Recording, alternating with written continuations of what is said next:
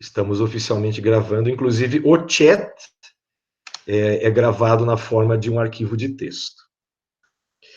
Então, gente, hoje nós vamos falar sobre o Santo Grau.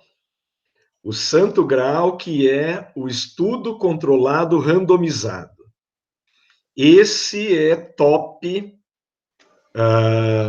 é o estudo que mais dá subsídios, né, para nosso trabalho, é o estudo que mais dá subsídios para nosso trabalho, e ele é um estudo, um modelo de estudo muito trabalhoso, com custos consideráveis, né? Envolve com frequência a participação dos fornecedores, dos produtores de medicamentos, de equipamentos, de insumos laboratoriais. E vocês estão vendo agora, né, nessa mobilização maciça, né, da sociedade, que é a Covid, o número de estudos que estão sendo conduzidos, né? Um número muito grande, né, de estudos conduzidos com uma grande diversidade de participantes. Eu entrei, depois nós vamos dar uma olhadinha, ontem eu entrei, tinha 629 estudos clínicos em andamento com a Covid-19, com situações relacionadas à Covid-19, registrados na plataforma de registro. Né? Só com cloroquina tem 78. E para vocês verem, né, eu acho que vocês puderam acompanhar, que quando o estudo controlado é falho, ninguém acredita. Então, daí a importância do planejamento, né? O estudo daquele pesquisador de Marsella, o professor Raul, vocês chegaram a ver a peça? Na internet, alguma coisa? A Bárbara viu, né? É um hippie dos anos 60 ressuscitado como pesquisador. Cabelão, alternativo, né, na forma de se expressar, e que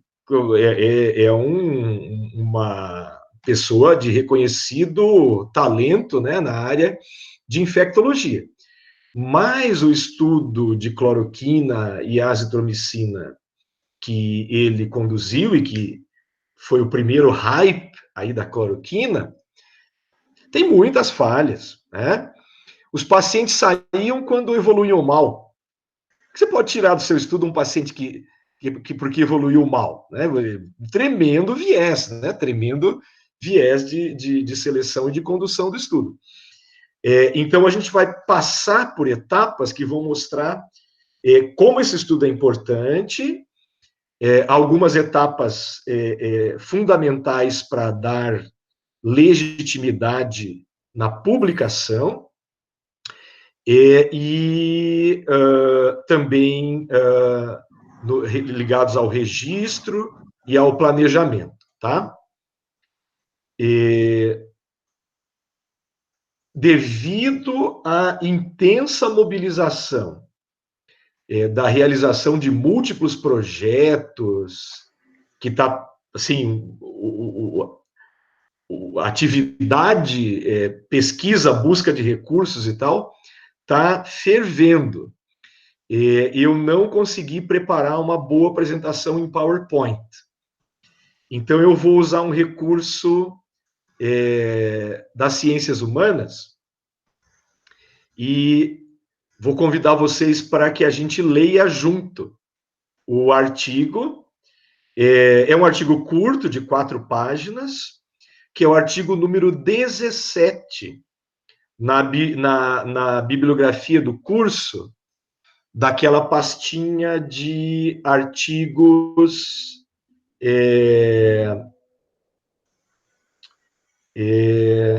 de análise crítica. Eu postei isso no curso, né? De qualquer modo, eu estou com o artigo aberto aqui, só que talvez alguém que tenha uma tela mais amigável para ler esse artigo, talvez preferisse ler na sua própria tela, né? Porque a gente vai basicamente acompanhar a leitura. É a pastinha Análise Crítica Série Alemã.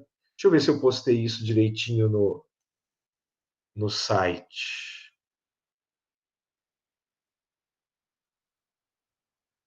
O professor Marcos está no Classroom? Isso, eu estou olhando aqui. Ah, na realidade, eu não postei. Eu não postei esse especificamente. Então, eu vou criar aqui uma nova atividade.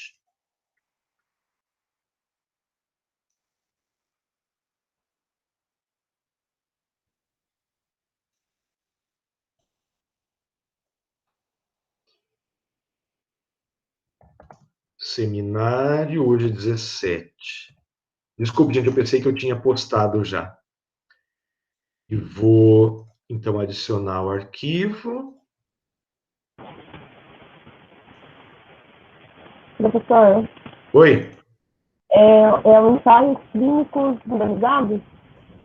Isso, ensaios clínicos randomizados é o artigo número 17.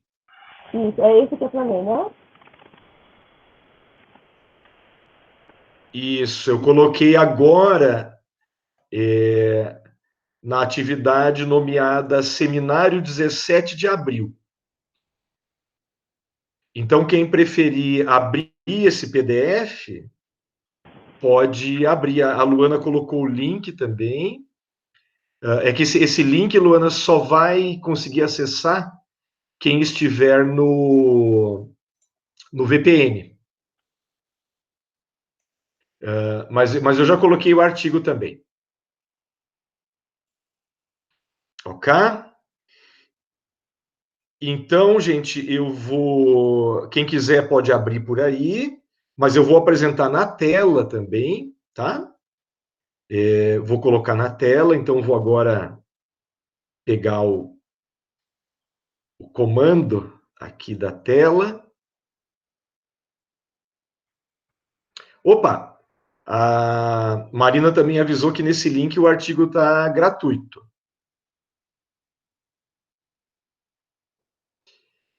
E eu vou começar. Todo mundo está vendo agora a figura?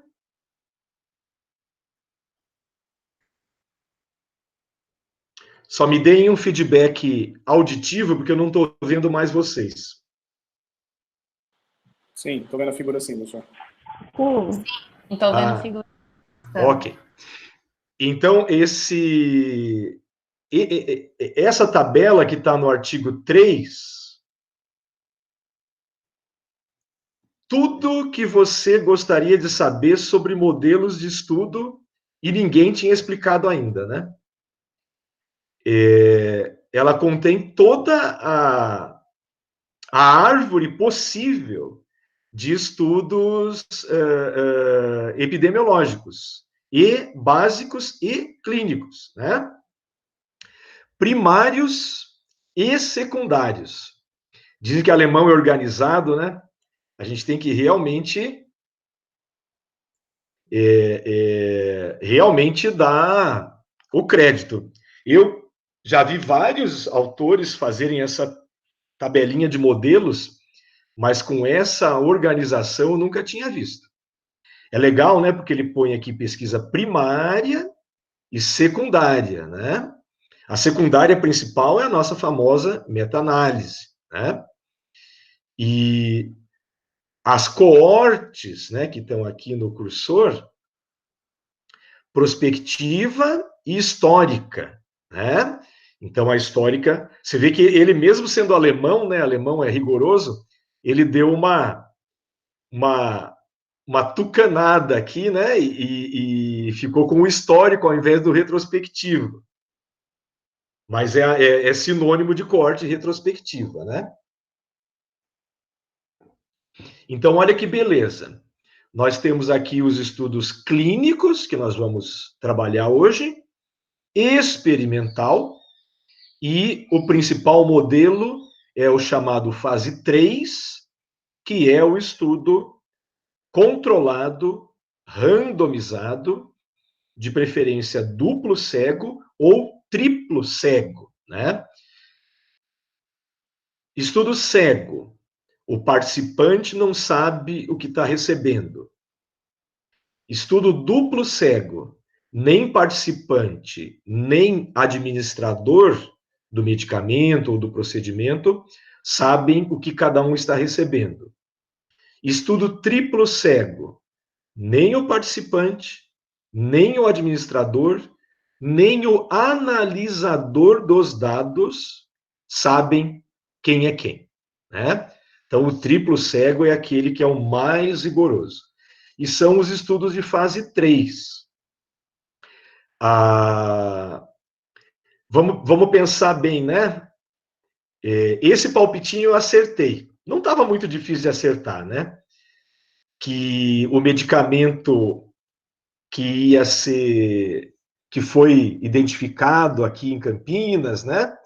E que passou para estudos clínicos agora é o Anita, né? Nitazoxanida. O estudo da nitazoxanida ainda é disponível, ainda é um estudo básico em cultura de células, né? Então, ainda é um estudo pré-clínico que não nos fornece autorização para o uso do medicamento, né, em pessoas. Ele vai ter que passar pela fase 1, fase 2 e fase 3. Na realidade, ele está acelerado, né? O protocolo que foi aprovado, os protocolos, já são de fase 3. Por quê?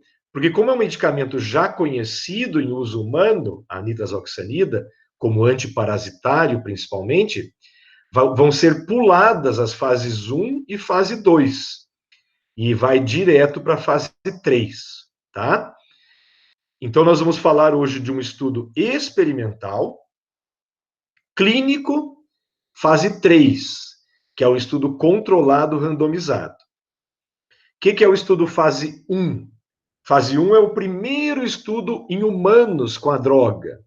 Então, você pega um número pequeno de voluntários humanos e você tenta determinar a dose segura, a toxicidade nesse pequeno grupo.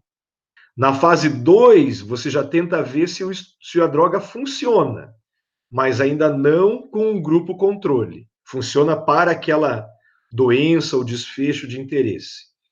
E na fase 3, daí você vai realmente comparar com um grupo ou que não recebe nada, placebo, ou que recebe um outro medicamento ou um outro procedimento, né? Lembrando que o placebo é mais que nada, né? O placebo tem um efeito terapêutico porque a pessoa que acredita que está recebendo, que pode estar recebendo um medicamento, de alguma forma tem alguma mudança, né? Pode ter, principalmente em doenças crônicas que flutuam muito com o tempo, né? Mas então hoje nós vamos dedicar mais aqui ao estudo fase 3. Por que o estudo controlado é muito importante? Porque ele é o estudo com o mais elevado nível de evidência para tratamento, prevenção, etiologia e risco, ou dano, né? É o estudo controlado, que se for individual, mesmo bem feito, ele dá um nível de evidência 1B, e se for uma revisão sistemática, principalmente com meta-análise, é o santo grau completo, que é o nível de evidência 1A, certo? Então, um estudo controlado bem feito é o melhor nível de evidência para os profissionais tomarem decisões, tá? Vocês podem fazer comentários a qualquer momento, tá? Podem só daí vocalizar, porque eu não estou visualizando vocês. Então, esse estudo é o estudo randomizado. Quais são as características desse estudo? Eu vou passar, então, aqui para apresentar a tela, tá? E para destacar uns tópicos aqui para a gente ir lendo. Porque a pesquisa clínica é a base do progresso da medicina e é um requisito indispensável da medicina baseada em evidências. Os trabalhos controlados são o padrão ouro para a eficácia e segurança de um tratamento. Podem demonstrar a superioridade sobre um novo tratamento ou algo existente, como um placebo, por exemplo.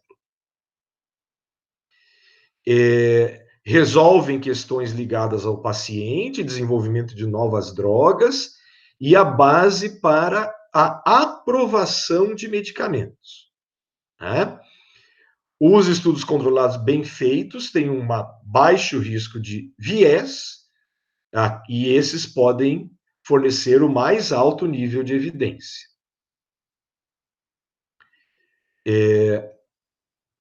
Então, os autores citam aqui o exemplo, né, de um estudo chamado ALIFE, que é um estudo que eles fizeram, que avalia dois diferentes anticoagulantes e um terceiro braço sem procedimento para impedir ou prevenir o abortamento em mulheres com doenças de coagulação, né? Então, esse estudo é utilizado como exemplo. Vou mostrar aqui só a figurinha básica, a tabelinha básica do estudo, né? E eles pegaram 270 gestantes, mais ou menos, administraram aspirina mais um derivado da heparina e placebo, duplo cego, direitinho, e analisaram a proporção de nascidos vivos, que, como vocês podem ver, deu praticamente a mesma coisa, né? E isso é uma consequência de um estudo bem feito. Pode ser que não dê diferença nenhuma, né? Então, aí a gente, às vezes, fica meio chateado, né? Poxa, meu estudo teve resultado negativo. Na realidade, não é um resultado negativo, né? O que importa é que ele teve um resultado que mostrou que não houve diferença, tá? Aqui os autores colocam um ponto muito importante, vou destacar, né? A base de todo estudo controlado é o protocolo, né? O protocolo é o mais fundamental, né, de todo estudo controlado. Isso a gente conversou já de todos os demais estudos, né? Mesmo que demore, o planejamento é fundamental, né? Os autores colocam o risco-benefício, avaliação de risco-benefício, os métodos do estudo, o planejamento, a condução, a análise, a pergunta, que é o objetivo primário, né? Então, tudo isso é qualidade na pesquisa científica, né? Basicamente, tudo decidido na fase de planejamento do estudo. É muito importante, para resolver uma questão de estudo, um desfecho primário é necessário. Desfecho primário, geralmente, é um desfecho de alto significado clínico. Vocês podem ver, por exemplo, nesse estudo que os autores citaram, né, o estudo ALIFE, o desfecho foi nascido vivo. Difícil examinar um desfecho mais importante, né, do que nascer vivo. Poderia ter desfechos secundários. Normalização dos testes de coagulação. Nós estamos usando medicamentos anticoagulantes, então, quem sabe, a normalização do teste de coagulação poderia ser um desfecho, mas não é o desfecho mais importante, né? O desfecho mais importante é nascido vivo, nesse estudo aqui, né? Se nós estivermos fazendo um estudo sobre a Covid-19, quais são os desfechos importantes? Prevenir quadro grave, se for um medicamento iniciado precocemente, prevenir a ventilação mecânica, se for um desfecho um pouco mais avançado, e sobrevida, né? Prevenir a mortalidade. Esse é o desfecho mais importante possível, né? Num estudo clínico. Um medicamento para diabetes, por exemplo. Eu tenho 2 desfechos. Controlar os níveis de hemoglobina, isso vai mais para os médicos endócrinos, principalmente, né? Controlar os níveis de hemoglobina glicada ou lesão na retina. Qual seria o desfecho primário? Quem gostaria de opinar? Lesão na retina. Lesão na retina, né? Esse é o desfecho que realmente está se refletindo na vida, na funcionalidade da pessoa. Eu posso estudar todo o resto que eu quiser. Bioquímica, nível de glicemia no diabetes, né? A hemoglobina glicada, que é um marcador. Agora, nada vai ser mais importante do que infarto do miocárdio, neuropatia e lesão da retina, né? Então, o desfecho primário geralmente é um desfecho de alto significado clínico, né? Devemos ter hipóteses formuladas a priori, né? Se eu penso assim, a hipótese nula do meu estudo é que na avaliação da cloroquina para a COVID, não haverá diferença entre cloroquina e placebo, por exemplo, se utilizasse placebo. Eu estou falando corretamente do ponto de vista científico? Repetindo, né? A hipótese nula do meu estudo é que não haverá diferença entre cloroquina e placebo. Eu estou usando uma linguagem científica elegante? Eu acho que o mais comum que a gente vê em artigo é não testar a hipótese nula, mas é que teria diferença, né? O que a gente seria Legal, mais Ruane. adequado. Isso, legal, Ruane. Essa é a chamada hipótese alternativa, né? Enunciar na forma de hipótese nula, que os autores colocam aqui, dizendo que não tem diferença, é um comportamento científico muito rigoroso, que vem dos ensinamentos de um filósofo da ciência chamado Karl Popper. O Karl Popper, ele escreveu, né, A Lógica da Pesquisa Científica, em que ele dizia que o nosso trabalho científico deve ser para refutar ou negar a hipótese nula. Né? A gente cai em muito menos viés cognitivo do que se a gente trabalhar para confirmar a hipótese alternativa. Né? Como humano, né? Eu quero que a cloroquina funcione para a COVID. Agora, se eu analisar meu estudo assim, a cloroquina não vai funcionar para a COVID, e eu tiver a surpresa de que foi refutada essa hipótese, eu fui mais rigoroso cientificamente.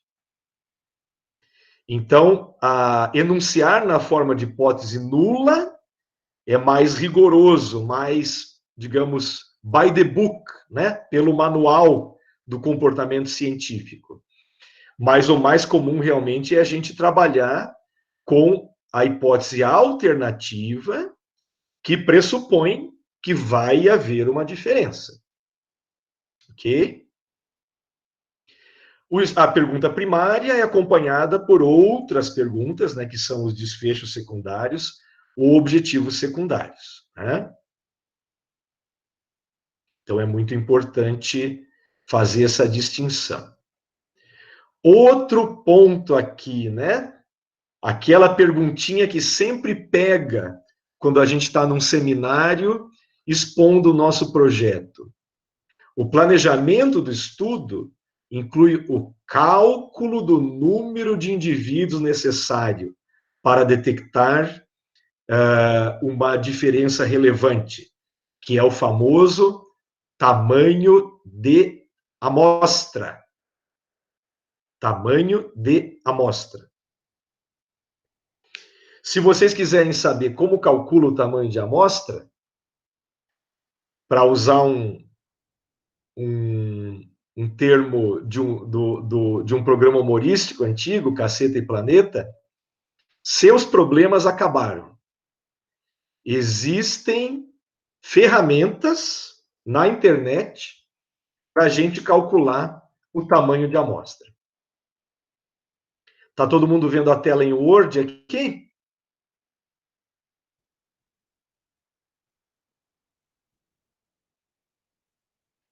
Todo mundo conseguindo? Sim, estamos vendo. Legal. E sempre dei um feedbackzinho para eu saber, porque a nossa aula não é duplo cega, porque na realidade eu não estou vendo vocês, né? Então, aqui no Brasil, nesse link que eu vou disponibilizar para vocês, tem o Laboratório de Epidemiologia e Estatística do Dante Pazanese. Faz mais de 10 anos que eu entro nesse website e calcula direitinho o tamanho de amostra que a gente precisa ter. O tamanho de amostra é aquele necessário para que o intervalo de confiança do meu estudo, dos resultados, não passe pela indiferença. O que acontece? Eu posso ter um estudo, por exemplo, com 80 pessoas, estudando 40 com cloroquina e 40 sem cloroquina, e eu ter uma diferença entre os resultados que dá um Pzinho, né, um P de hipótese, 0,09. Para os nossos estudos em geral, um Pzinho, uma diferença de 0,09, 9%, seria significativo? Não. Não, né? Geralmente a gente usa a convenção menor do que 5%. Agora, se eu tiver 400 pessoas, 200 em cada grupo, estatisticamente é fácil demonstrar isso, e o comportamento for o mesmo do que foi naqueles 80, eu vou ter um P seguramente na faixa de 0,01, 0,02. Ou seja, com um tamanho de amostra adequado, o poder estatístico do meu teste aumenta. E o que é levado em conta para o tamanho de amostra? O nível de significância, que é a nossa hipótese, que é o valor do Pzinho, o poder do estudo, que é a capacidade do estudo escapar de erros e de vieses, e a magnitude da diferença que eu quero medir. Doutora Beatriz, se eu testar um novo medicamento para diabetes tipo 2, e eu consegui, depois de 2 semanas, uma glicemia média de jejum de 64, vamos dizer, 84, no grupo que recebeu o medicamento que eu estou testando, e 88 no grupo que recebeu o outro medicamento, qual que é o significado clínico dessa diferença?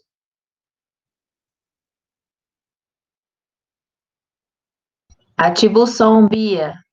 Bia, ativa o som. Ai, desculpa. Clinicamente não faz diferença. Não faz diferença nenhuma. E pode ser até que o pezinho lá tenha dado menor que 0,05, né? Sim. Então, quando eu calculo o tamanho de amostra, eu devo definir. E isso varia para cada cenário. Não. Uma diferença significativa de glicemia seria de 20 miligramas por cento, por exemplo. Sim. Né? Então, tudo isso vai no cálculo do tamanho de amostra. Aí a gente... Ele quer fazer alguma perguntinha para nós? Tá tudo bem? Tranquilo. Então, esse website do Dante Pazanese, eu estou com ele aberto aqui. Eu vou passar esse link para vocês. É o Laboratório de Epidemiologia e Estatística do Instituto Dante Pazanese, que tem aqui no link pesquisa, o cálculo de tamanho de amostra, delineamento amostral. Você clica aqui no ferramentas e vai nesse link que está desativado. Eu sempre entrei aqui. Acho que faz um pouco mais de um mês da última vez que eu entrei para calcular o tamanho de um projeto. Mas ontem, quando eu fui dar uma olhada para preparar para vocês, o link está desativado, tá? Mas eu vou mandar para vocês, porque acho que mais cedo ou mais tarde eles vão reativar. Mas não tem problema. Harvard vai nos socorrer. Harvard tem um site com uma página que nos permite calcular o tamanho de amostra. Pelo desenho, pelo layout desse site, ele deve ter sido feito lá por 1990 e alguma coisa. Ok? Vocês estão vendo aqui um site, né, com basicamente só de texto? Tá parecendo o SIX-HCP. Isso, parece o Six. Um pouquinho mais amigável que o Six, né? Então, agora, é uma página que está em atividade há muitos anos e que, para os estudos controlados, ele tem os recursos, né? No nosso caso aqui, a gente está falando do estudo randomizado, é o chamado estudo paralelo. E nós vamos planejar o nosso desfecho com uma medida quantitativa. Nós vamos no link e ele aí abre as nossas escolhas. Nível de significância. Nós queremos 5%. Desvio padrão da variável de desfecho. Vamos pensar lá que é o medicamento para diabetes tipo 2. Nós estamos testando 2 diferentes medicamentos. E o desvio padrão deu 34. Quando eu medi glicemia, glicose no sangue, depois de um mês. Poder do estudo, power, é aquilo que a gente comentou, que é a capacidade do seu estudo não ser influenciado por muitos vieses. Quanto mais alto, melhor, né? Geralmente 80%, 0,8 ou 90%, 0,9. Também a gente não está em Harvard, né? Vamos por 0,8. E a diferença mínima detectável, ou seja, qual é a diferença que clinicamente eu acho que conta. Eu não entendo muito diabetes, mas eu diria aí, se a Bia concordar, que 20 miligramas por cento seria a diferença mínima de glicemia que eu quero medir. Concordo, professor. Legal, Bia. Então, aí eu peço para ele, você não precisa preencher todas as lacunas. Ah, você gostou? Gostou. Aí você vai aqui no calcular, ele fez as contas, levou em consideração aqueles nossos parâmetros, tá? E definiu que nós vamos precisar de 94 pacientes no total. No total.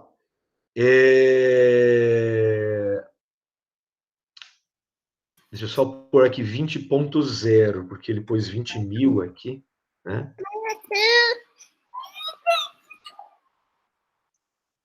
Calcular, mas deu a mesma coisa.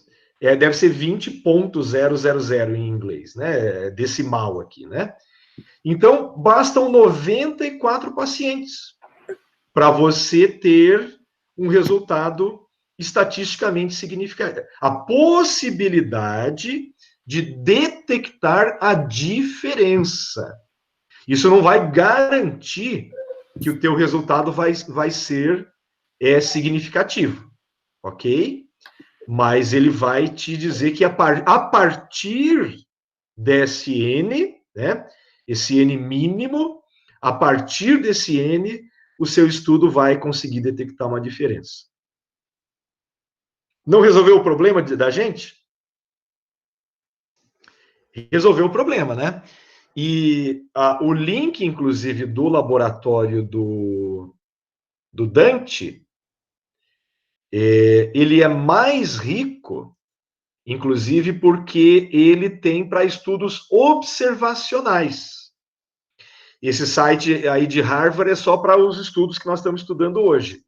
Mas esse link do Dante, quando ele voltar, ele tem também para estudos observacionais. Então, são instrumentos muito bacanas que eu vou colocar aí à disposição de vocês.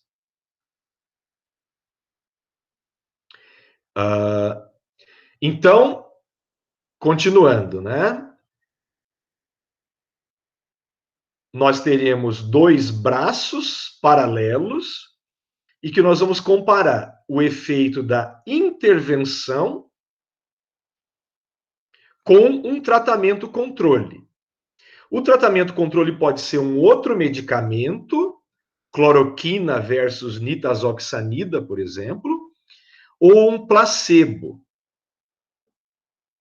É honesto utilizar placebo? Honesto é, porque nós vamos falar para o paciente. Mas em que situações que é ético versus não ético utilizar um placebo? Quem gostaria de comentar? Se já existia algum tratamento efetivo para a doença e não seria ético usar um placebo, né? Você teria que comparar com o tratamento já existente. Exato, Bárbara. Legal. Se você já tiver alguma dica, mesmo em estudos não controlados, de que esse medicamento funciona, né? Então é melhor você comparar com outro medicamento. Eu fiquei surpreso de que os estudos com a nitazoxanida na COVID serão estudos com placebo. Sendo que você tem hoje umas 4 ou 5 drogas, pelo menos, em estudo. Puxa, o pessoal devia fazer nitazoxanida versus cloroquina, versus caletra, versus remdesivir, versus ivermectina, né? Tem tanta coisa aí que pode estar sendo estudada, né? Eu não gostei muito de que ela seja comparada com placebo. Corticoide, inibidor da interleucina 6, tudo isso está sendo estudado, né? E com indícios, não digo que tenhamos certeza, mas temos indícios. Então, isso aqui os autores destacam, né?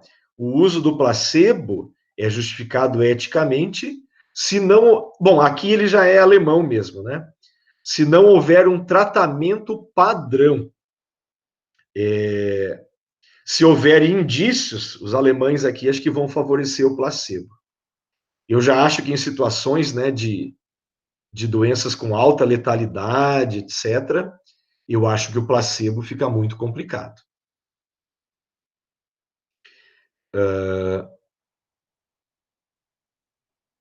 A população tem que ser muito bem definida, né? Então, critérios de inclusão e exclusão são fundamentais, né? Sempre que a gente elabora um projeto, né? Critérios de inclusão e exclusão são fundamentais para garantir a homogeneidade, né? Do grupo em relação à demografia, gravidade da doença e comorbidades. Para que haja uma comparação justa, né? Tem que haver uma padronização. E a melhor forma de padronização é a famosa randomização, né? Garantir que os pacientes, os participantes, sejam escolhidos de forma aleatória, né? Então, tem instrumentos aí, o instrumento mais simples de randomização é o sorteio.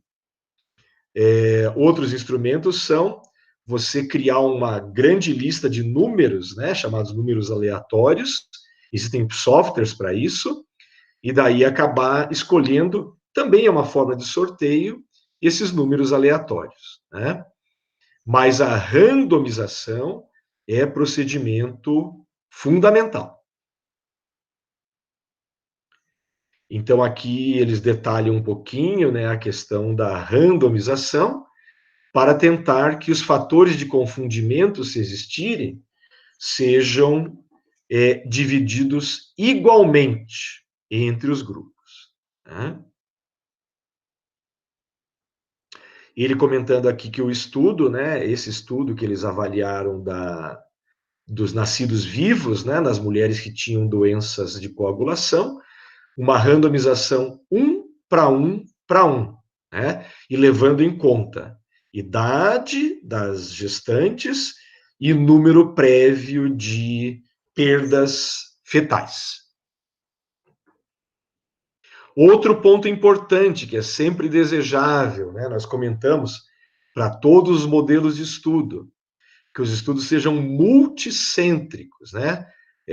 A gente sempre reduz os vieses, diversifica a população nos estudos multicêntricos.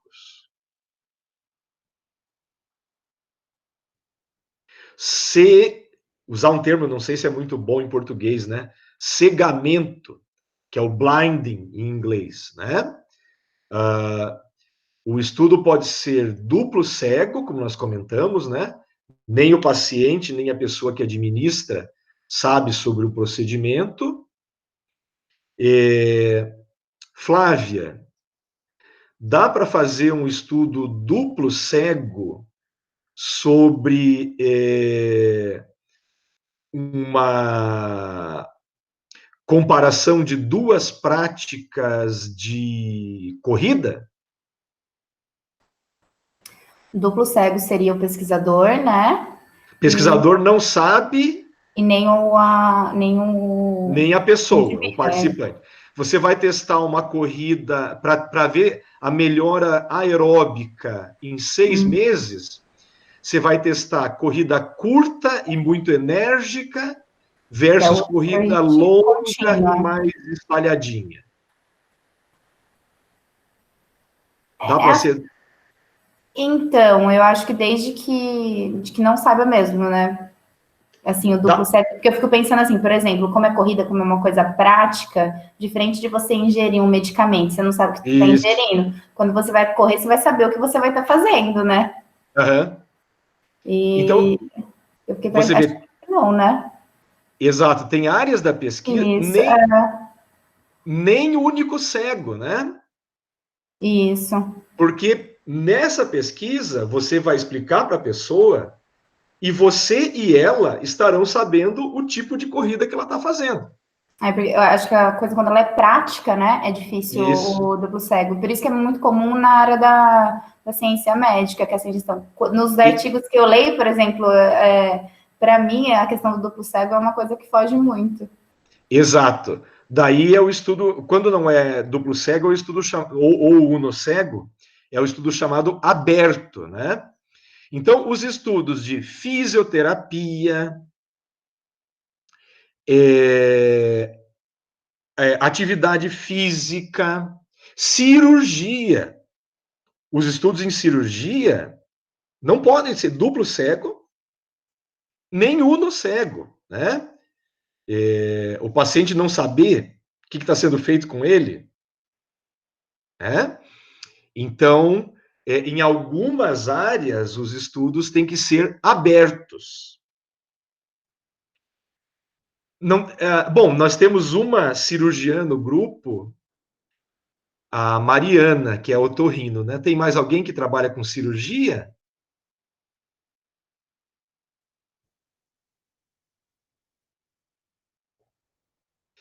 Mariana, existe uma técnica predominante para a realização da timpanoplastia, a correção de alterações na membrana timpânica? Sim, existe uma técnica predominante, dentro dela tem várias variações, mas o princípio é predominante. Você sabe se essa técnica foi testada em estudos controlados? Não foi. Não foi, né? Então, nas especialidades e ramos de atividade que dependem de procedimento, com muita frequência é a cultura da reputação. Reputação daquele serviço, ou daquele pesquisador, daquele grupo, que acaba impondo um procedimento, né? E, claro, a análise desses resultados. Nos últimos 20 anos, começaram a acontecer os estudos controlados em procedimentos cirúrgicos, mas também abertos, né? Porque não dá para ser cegos. Um exemplo que nós temos em pediatria, que eu acho que a Marina, a Ruane, passaram, né, bastante nervosismo durante as residências, não operar crianças com apendicite versus operar. O que vocês têm a dizer sobre essa experiência? É difícil, professor, mas a gente viu até que bons resultados, dependendo do grau da apendicite aí, parece que o desfecho clínico, em alguns casos, grau 3, grau 2, pode ser benéfico para a criança, mas os grau 4, eu pelo menos tive experiências bem ruins. Exato, então. Mas aparentemente, né, nos casos menos graves, né, de grau 1 a 3, estudos controlados, inclusive com meta-análise, mostraram que o tratamento não cirúrgico pode ser feito. Há 30 anos atrás, quando eu era médico residente, isso seria considerado um atentado contra a criança, não operar uma apendicite. Mas os estudos controlados mostraram que dá. Um grande entusiasta no nosso meio é o professor Joaquim, que é o coordenador da cirurgia pediátrica. Eu brinco com ele. Joaquim, você é o primeiro cirurgião que eu conheço que não gosta de operar. É claro que ele gosta de operar, né? Mas ele defende, né? É um defensor do tratamento clínico. Os residentes da cirurgia pediátrica não gostam muito, porque eles deixam de fazer um procedimento, né? Mas realmente isso pode ser feito. Mas então, realmente, quando envolver procedimento, vai ser muito difícil fazer os estudos, seja único cego ou duplo cego. Mas com medicamentos, e lembrando, os autores aqui não destacam, né? O triplo cego, quando o analisador estatístico não sabe quem é quem. Isso é a melhor coisa. Então, o analisador estatístico recebe lá o banco de dados, e no banco de dados não está escrito assim, cloroquina versus placebo. No banco de dados está escrito tratamento 1 versus tratamento 2. Então, ele não vai saber quem é quem. Né? Esse é o chamado estudo triplo cego, que é altamente desejável, desde que as condições permitam, né? Como nós comentamos, principalmente com medicamentos.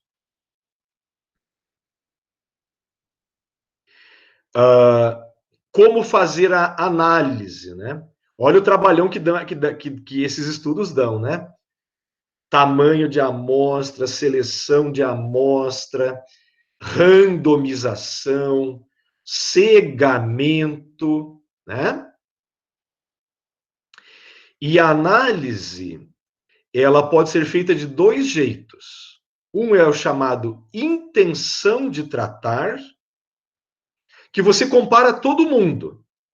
Às vezes, quando você, mesmo num estudo clínico, e eu vivi isso, nem todo paciente ingere o medicamento na hora certa, todos os dias, e você vai tirar esses pacientes do seu estudo, você acaba ficando sem nenhum, se você tirar quem não seguiu a risca. Então, a gente acaba incluindo todo mundo, e você, mesmo que haja algumas falhas, claro que não pode fazer nada, né? E você faz a análise chamada intenção de tratar. Agora, se você retirar aqueles pacientes que não cumprem o protocolo, é a chamada análise por protocolo. Ela é muito mais rigorosa, parece, né? Bom, eu só vou analisar aquele pessoal que tomou o medicamento direitinho na hora certa, parará, eu controlei isso eletronicamente. Você pode fazer isso, né? Tem embalagem de medicamento que emitem um sinal eletrônico quando a pessoa abre a embalagem, né? E vai lá para o banco de dados do estudo. Mas qual que é o problema? Se você só analisar quem foi perfeitinho, você vai ter uma chance de viés muito grande. E o teu resultado vai estar fugindo, principalmente, dos resultados da vida real. Ok? Então, a análise mais utilizada é a chamada intenção de tratar. Aqui tem detalhes, né? Aqui tem a questão dos requerimentos de qualidade e requerimentos legais. A primeira coisa que nós já sabemos, né? Tem que seguir, todo estudo tem que seguir as normas do Comitê de Ética. Nós vamos ter um seminário específico sobre isso, né? Mas todo estudo tem que seguir as normas do Comitê de Ética. Então, isso é o ponto sem o qual nenhum estudo pode avançar, né? E outro ponto muito importante é o registro do estudo, né? Então, se você começa um estudo clínico controlado, isso o grupo da UTI pediátrica faz, né? E fez no estudo, lá, aquele estudo muito bacana dos catéteres, né? Que a gente mostrou numa das nossas reuniões anteriores. Essa exigência tem mais ou menos uns 15, 16 anos, né? De que aconteça. E existem websites para a gente registrar o estudo. Então, você está lá com o seu protocolo, de preferência, você não começou ainda o seu estudo, né? E você procura um dos sites de registro do seu estudo. Então, tem esse link que eu vou passar para vocês, que tem as várias instituições que registram os estudos. Comitê Internacional de Editores Médicos tem uma página para registro. A OMS, vou aumentar um pouquinho aqui. A OMS, que é a World Health Organization, que está sendo alvo, né, do nosso conhecido Donald Trump agora, né? A OMS tem uma página para registro, a Associação Médica Mundial, e tem o site mais popular do mundo, que todo mundo usa, que é o clinicaltrials.gov.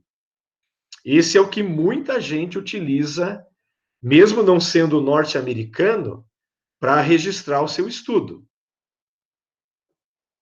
Tem o site canadense, na Europa também tem, na Ásia e no Brasil.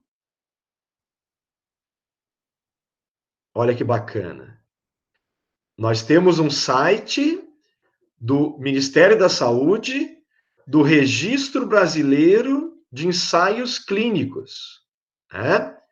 Que ele já começa com um comunicado aqui. A página da OMS responsável está fora do ar, mas normalmente funcionando, nós temos o registro brasileiro. Então é muito bacana, né? A gente tem aí pelo mundo, né? E tem esse aqui que é o mais popular, que é o norte-americano, o clinicaltrials.gov. Esse é o, né, que muitos pesquisadores registram. Basta você registrar em um desses portais, né? Não precisa registrar em todos. De preferência nesse internacional, que é o maior, e no do seu país, né? No nosso caso, do brasileiro. Covid. 657 estudos registrados com Covid-19. Estudos clínicos. 657 estudos em andamento, né? A maior parte deles esse aqui, por exemplo, né? Recrutando, está aceitando pacientes. Aplicação da deferoxamina, aquele quelante de ferro, né? Porque foi detectado, né, que um componente importante da inflamação nos quadros graves, né, é a subversão do metabolismo de ferro pelo vírus, né, e pela resposta inflamatória, né? Então, tem 650 estudos sobre a Covid, né? Então, é muita coisa, né? Mas tudo são procedimentos que a gente deve fazer. Então, você fez teu planejamento, randomização, tamanho de amostra, registra o estudo. Ok? Em alguns desses portais. Outro ponto muito importante. Aqui eles estão pegando os resultados, né?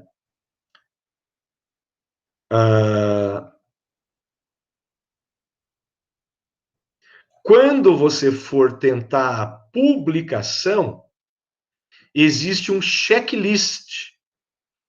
O principal checklist da área clínica do estudo clínico é o chamado consort. Nós já vamos entrar lá.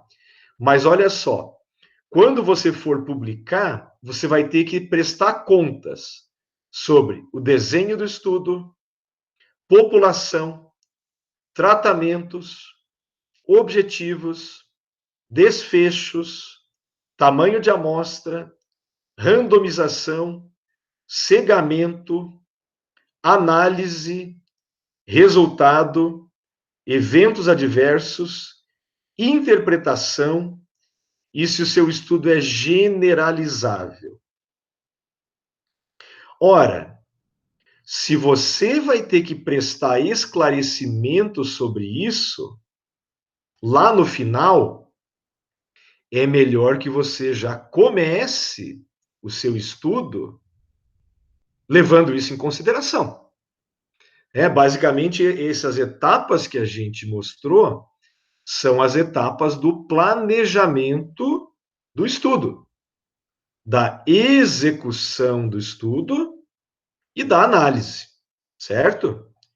E para isso nós temos uma grande diretriz internacional, que em português, né, faz um trocadilho interessante, que é o consort. Com sorte, a gente consegue publicar o nosso trabalho.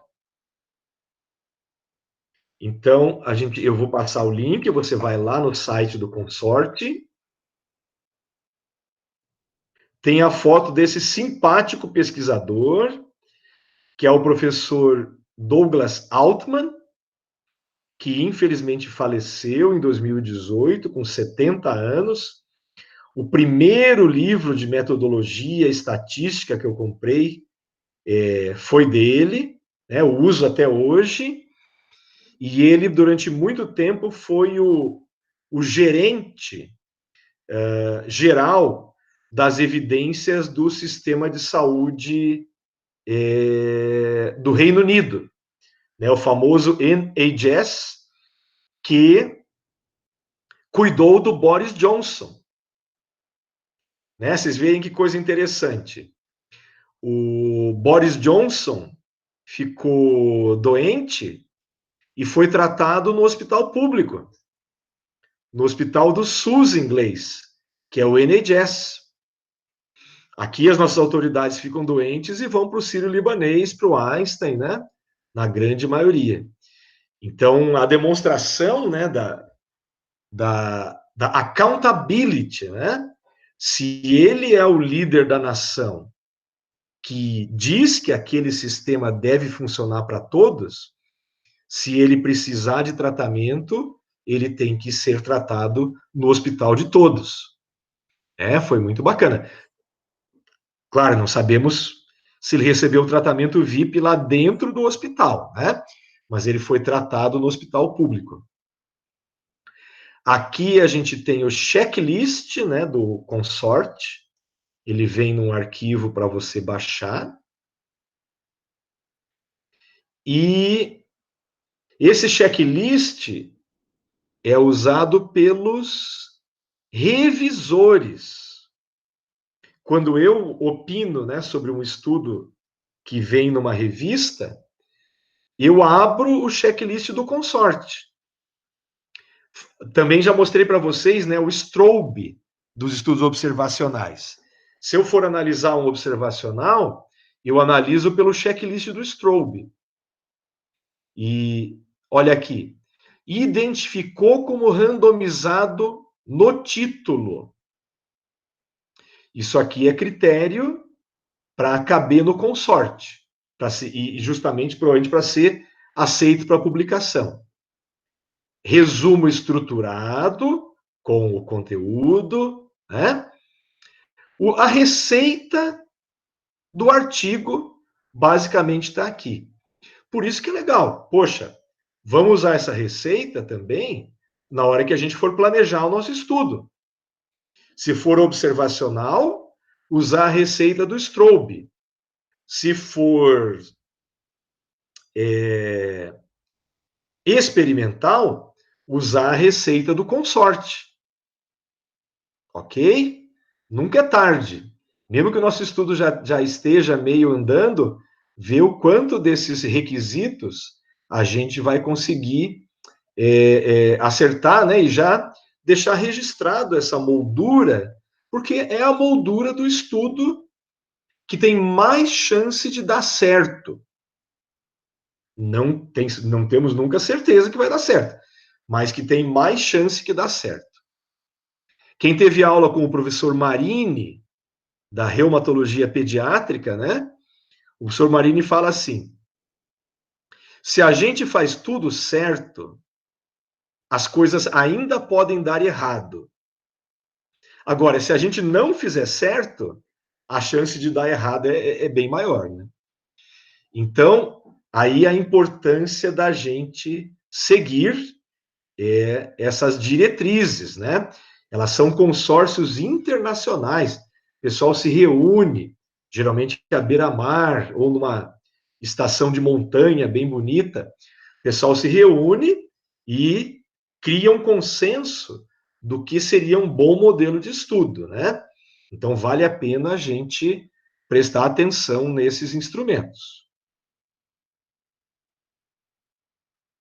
Ok? Então, aqui, justamente, a referência que ele dá aqui do checklist é a referência do consorte.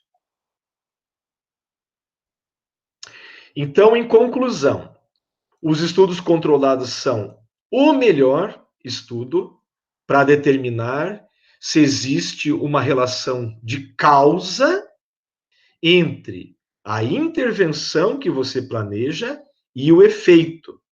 Por isso, toda essa insistência, né?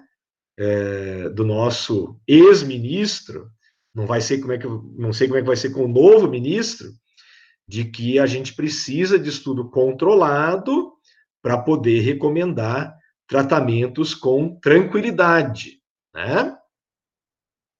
Então, mas é o melhor tipo de estudo. E um outro estudo que também é experimental, mas a gente não chegou a comparar aqui, é o estudo fase 4, que é o chamado pós-marketing, né? Que você pode comparar aquele tratamento que já existe, bem conhecido, padrão, com um novo tratamento. Certo, gente? Então, esse artigo, vocês veem, é um artigo de 4 páginas, que tem simplesmente tudo que tem que ter num artigo, né? Eu acho que o pessoal equilibrou muito bem aqui a concisão com a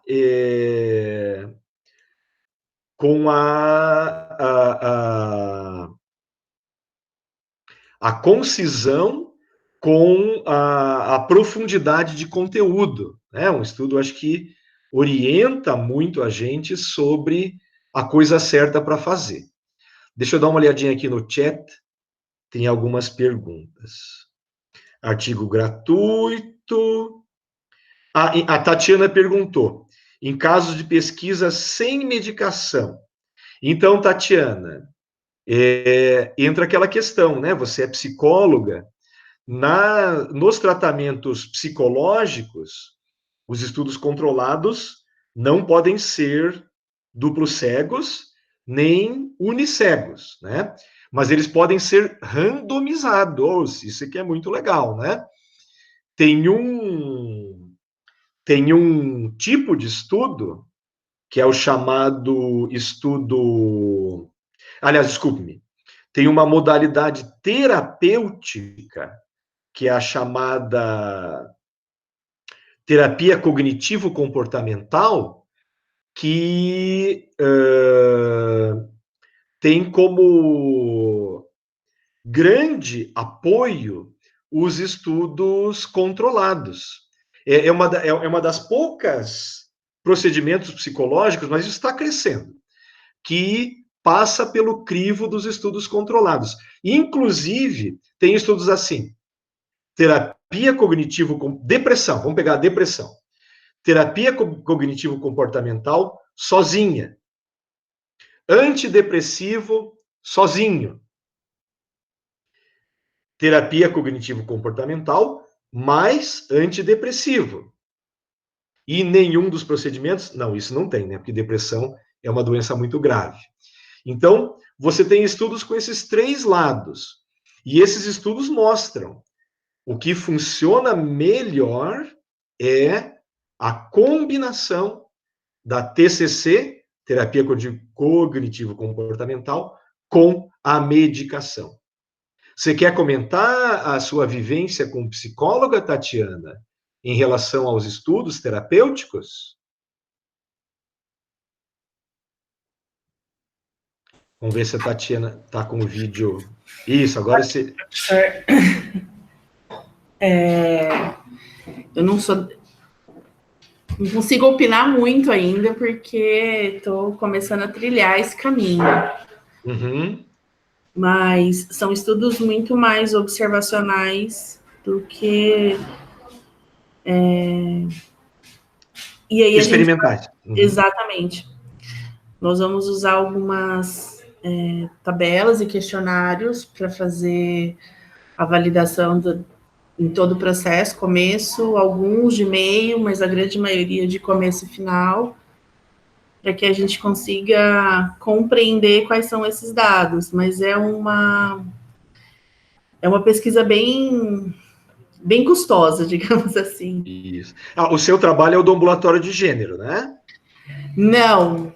Não, desculpa. Não. Eu estive no ambulatório de gênero com o professor Paulo e com o Rafael, mas eu continuo com adolescentes, mas no ambulatório da professora Lilian. Legal. Muito bacana. Então, você vê, nesse momento eu estudo observacional. Mas digamos que você tem adolescente com depressão. Sim. Você pode testar TCC, né, a terapia cognitivo-comportamental, com ou sem medicamento, né, num estudo randomizado. Você... Pode falar. Diga.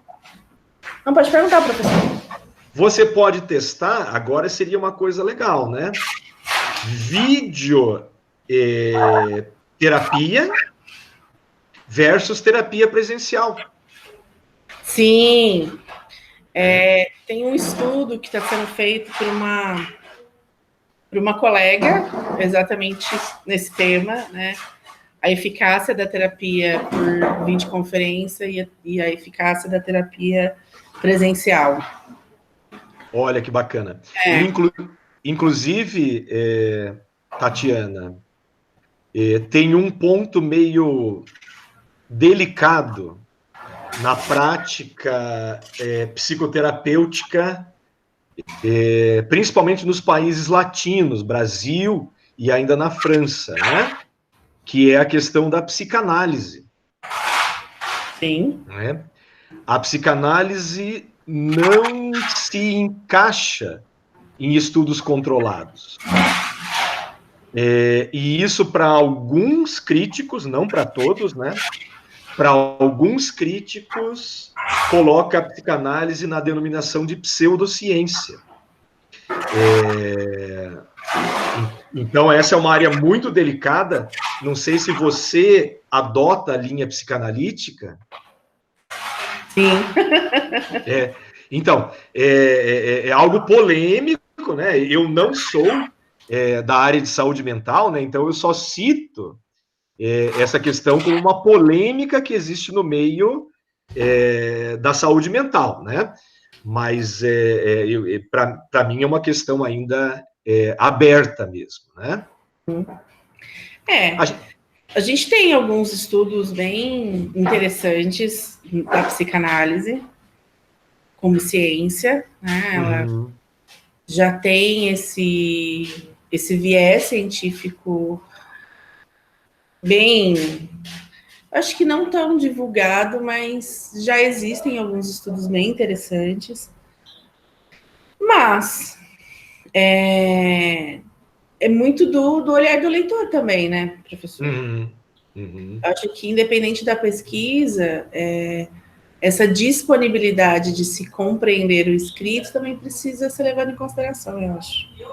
Principalmente com algo que não se pode provar através de exames laboratoriais. É muito delicado. Sem dúvida. Ou mesmo no caso da saúde mental, o desfecho clínico, né? Que seria melhora, retorno às atividades, né? Tem uma grande polarização, vou usar essa palavra, da psicanálise versus as outras abordagens da TCC, por exemplo. A TCC te dá um resultado muito a curto prazo, é fato, né?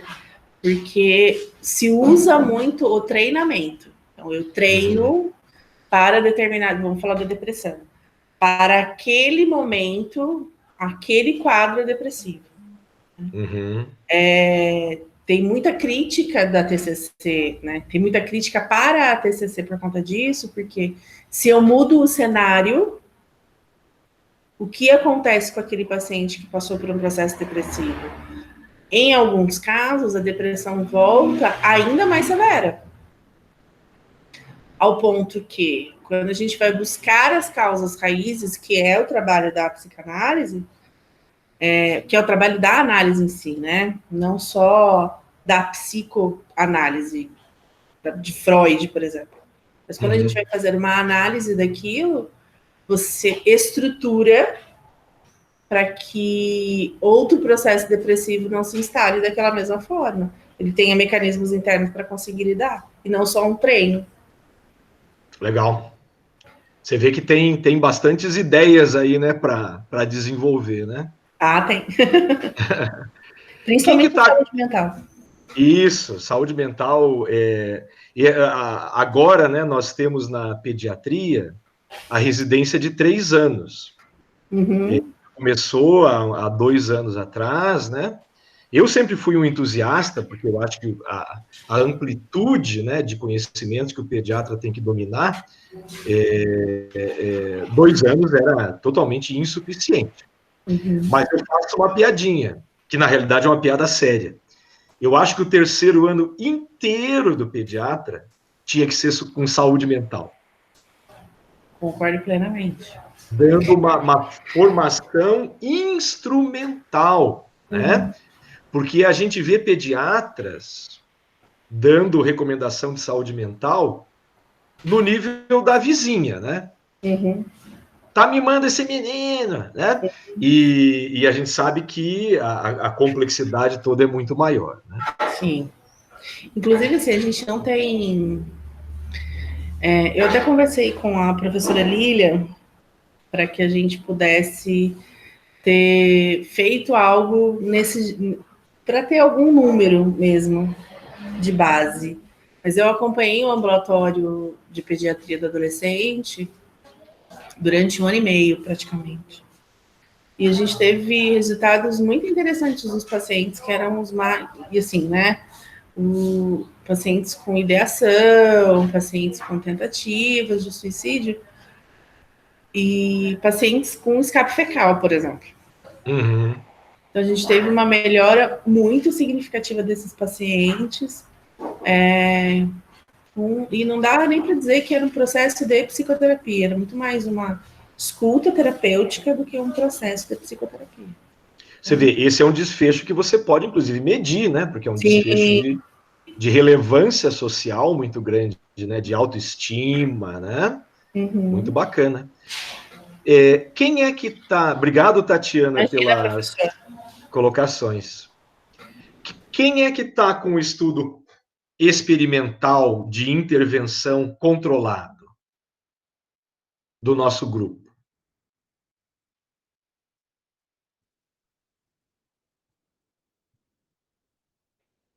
Tem alguém das pessoas que está hoje aqui com um estudo controlado, um estudo de intervenção? Ninguém? Silêncio total?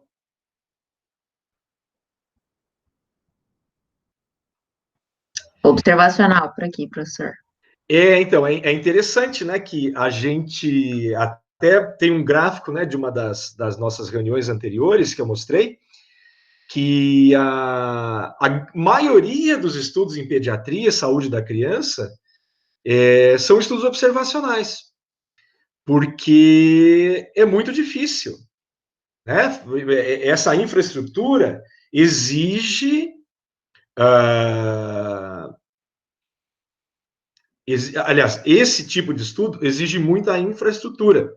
Tem um negócio chamado boas práticas clínicas, que é, durante a realização do estudo controlado, o registro que os profissionais fazem tem que ser super preciso. Hoje é registro eletrônico, né? Por exemplo, se eu for fazer um estudo que tem medida de peso e altura, aquela balança tem que ser certificada com regularidade a cada 3 meses, a cada 6 meses. Ou seja, você tem que pagar uma empresa que vai certificar essa balança. Se eu for fazer um estudo com medicamento, o lugar onde esse medicamento vai ser armazenado, ele tem que ficar numa temperatura sempre estável. E aqui em Campinas nós temos 10 graus de noite durante o inverno, em julho, e 30 graus de tarde, né? Julho, agosto, a gente tem assim. Então, o CIPED, por exemplo, né, nosso querido centro de investigação, eu tive que recusar 2 estudos clínicos com vacina contra vírus sincicial. Olha a coisa mais bonita, a gente pediatra, né, poder estudar vacina contra vírus sincicial, porque precisava de um freezer certificado e com controle e registro dia e noite das variações de temperatura. E eu tinha acabado de comprar, com verba de um projeto, um freezer alemão, super bom. Só que daí tinha assim, freezer com o módulo de registro de temperatura, R$50 mil. Freezer sem o módulo de registro de temperatura, R$44 mil. Imagina qual que eu escolhi comprar, né? O de 44, porque a gente sempre tem o orçamento, etc, etc, e o orçamento geralmente é bem apertado, né, dos estudos da gente. Resultado, na hora que pediu o freezer com certificação e com registro de 24 horas, 24/7, literalmente, né, eu perdi o estudo. Não só por isso, mas por outras razões, né. A gente tem aqui, na frente do CIPED, o prédio que tirou um pouquinho da nossa visibilidade, que é o Centro de Pesquisa Clínica, aquele prédio, né, de cor bege. O Centro de Pesquisa Clínica ainda não tá Brastemp, mas ele já tem bastantes dispositivos e qualidade, né, de equipamentos adequado para a condução de estudos clínicos. Então, esses estudos realmente são os mais difíceis, são os mais caros, por isso que eu sempre, né, falo aí do Tiago, né, que foi pioneiro com o estudo dos catéteres na UTI, né, porque bancou, né, o grupo da UTI como um todo, claro, o Tiago foi o autor principal, bancou numa situação de urgência, sortear quem ia fazer o acesso por ultrassom ou o acesso tradicional, conversar com os pais dentro de um prisma ético, né? E daí fazer o estudo que acabou resultando num alto grau de evidência, né? Estudo que está hoje sendo incorporado, inclusive, no material de diretrizes internacionais, né? Então, eu vejo que são estudos muito trabalhosos, mas que dão subsídios muito importantes para a gente. Eu vou pegar aqui, vou voltar a ser o mestre de cerimônias, só para mostrar para vocês 2 estudos de que eu participei.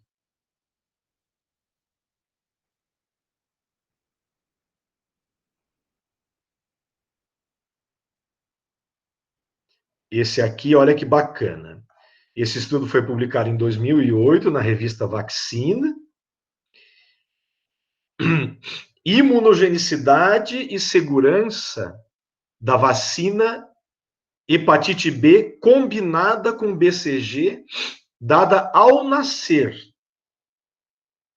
Então, nós pegamos um grupo de recém-nascidos, conversamos com as mães, as pessoas do grupo, e metade dos recém-nascidos recebeu a vacina de hepatite B e a vacina BCG, que são habituais. E metade recebeu essas vacinas combinadas, na mesma aplicação. Qual que era a nossa hipótese número 1? Que dar a hepatite B junto com a BCG seria mais imunogênico, porque a BCG é uma vacina muito mobilizadora. E, de qualquer forma, seria mais barato você dar 2 vacinas no lugar de uma. Então, planejamos um estudo controlado, vamos ver aqui, controlado, prospectivo, um tipo de estudo de intervenção chamado de não inferioridade. Por quê? Porque já havia um procedimento estabelecido que era administrar separado, né? Para dar a BCG. Só o que eu quero mostrar para vocês aqui é um total de 548 recém-nascidos. Gente, isso foi uma proeza. Você fazer um estudo, 10 meses mais ou menos de coleta de material, com 548 recém-nascidos saudáveis, que daí foram vacinados naqueles modelos que a gente comentou. Aí foi colhido o sangue das crianças, foi feito bastante coisa, mas o desfecho principal acabou sendo o dos títulos de hepatite B, a faixa em que cada grupo de criança ficou. E, na realidade, não houve diferença. O que é muito importante dizer, estatística, que a nova vacina foi considerada não inferior, ou seja, ela pode ser usada tanto quanto a vacina tradicional. E na análise final, nós tínhamos 485 crianças.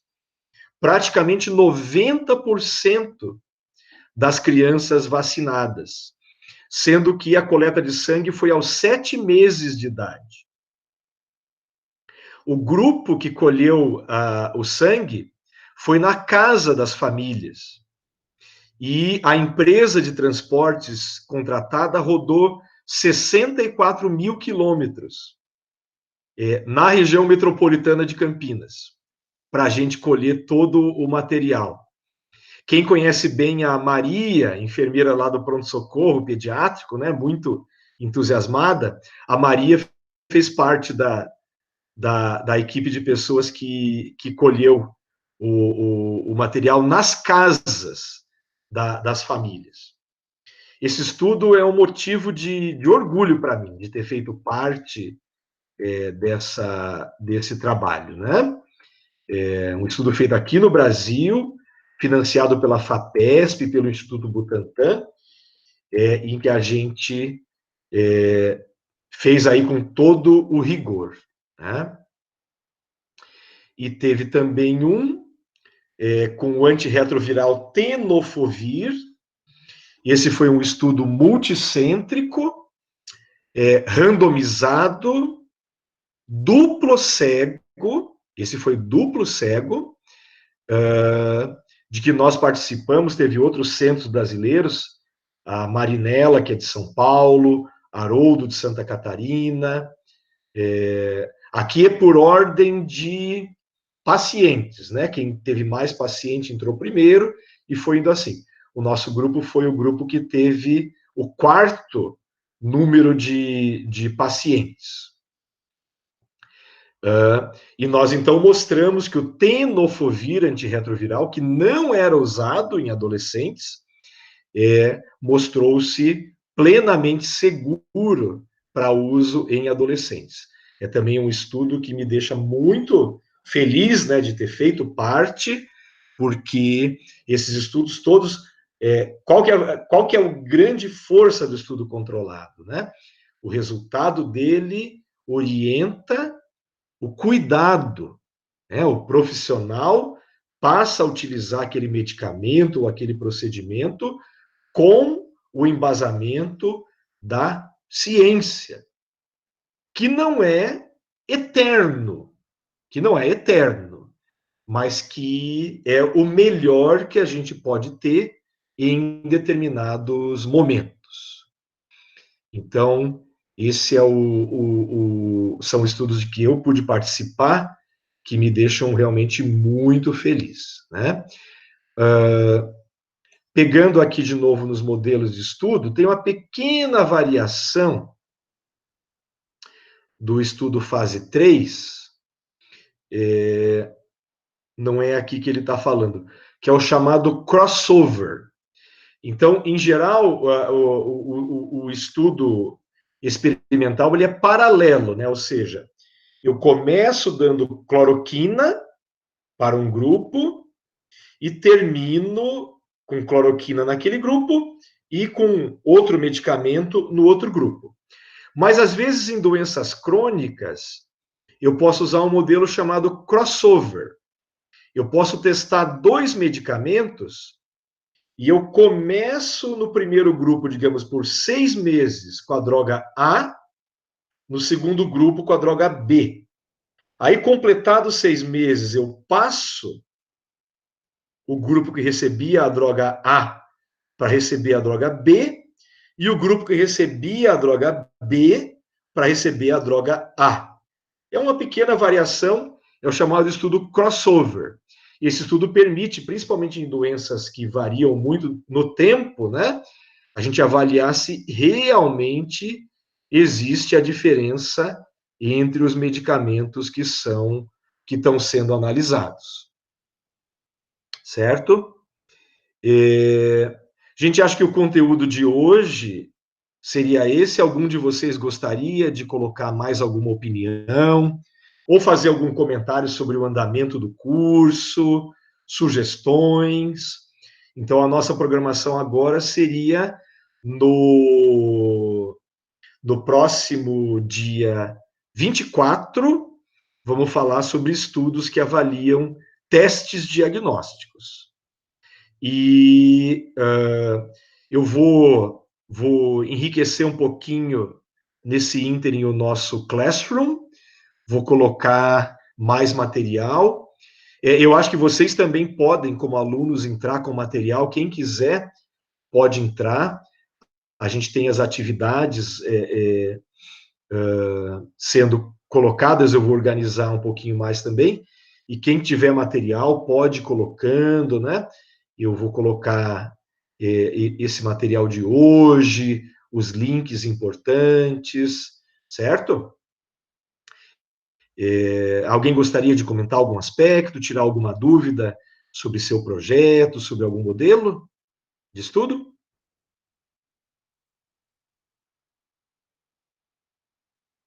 Tudo tranquilo, então? TGIF, thanks God it's Friday. Que bom, né? Eu vou repetir... Em casa, né? Oi, desculpe? Em casa. Mas em casa, né? Em casa. Eu vou repetir a Happy Hour virtual. O Paolis não veio na semana retrasada, que a gente comentou que é o Paolis, né?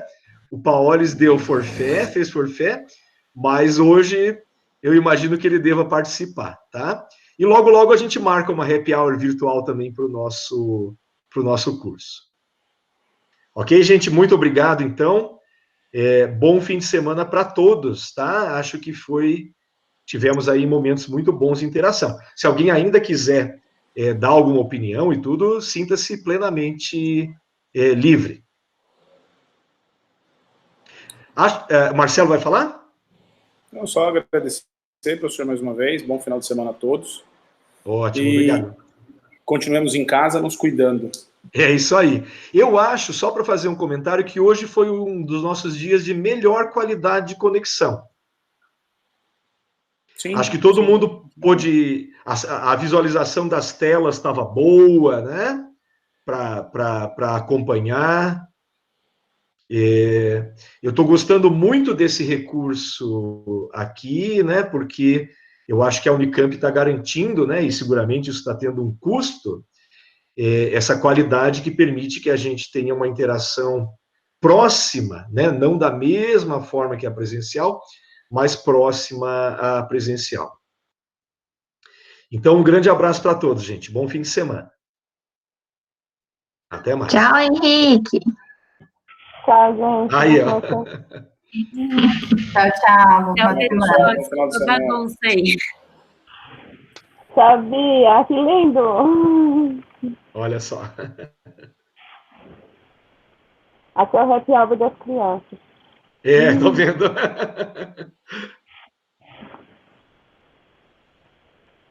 Eu só vou demorar um pouquinho mais aqui, que eu não quero perder a gravação. Eu quero salvar a gravação.